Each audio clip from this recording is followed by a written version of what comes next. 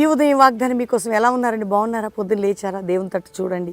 ఆయన ప్రేమను అనుభవించుటకు దేవుడు మనకిచ్చే అవకాశం. కష్టకాలాలు, దుఃఖ సమయాలు, నిందలు, గాయాలు, అవమానాలు, పోరాటాలు ఎన్ని మీకున్నా మీరు నేర్చుకోవాల్సింది దేవుని ప్రేమ గొప్పది, ఆయన కృప గొప్పది, ఆయన ఆలోచన గొప్పది. ఆయన అంతా ప్రియమైన దేవుడు. నీ జీవితాన్ని ప్రేమిస్తూ, విమోచిస్తూ, కృప చూపుతూ, కరుణిస్తూ నేను నిలబెట్టబోతున్న ప్రియమైన దేవునికి నీ హృదయాన్ని ఈరోజు ఎటువంటి పరిస్థితులు ఉన్నా చూడండి. 77 కీర్తన 15 వచనంలో యాకోబు సంతతిని, యోసేపు సంతతిని ఆయన బాహుబలం చూపి విమోచించాడట. మరి నువ్వెవరివి? ఆయన బిడ్డవి. నీకు కూడా ఆయన బాహుబలం ఏంటి చూపించి నిన్ను కూడా విమోచిస్తాడు ప్రతి విషయంలో.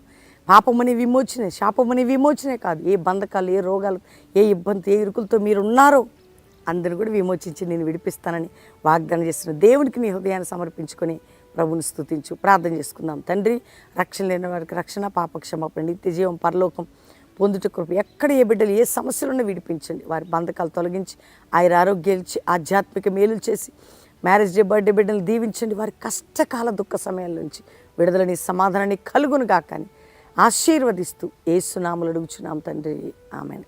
Pastor Praveen official Insta follow అవ్వండి. God bless you. Praise the lord.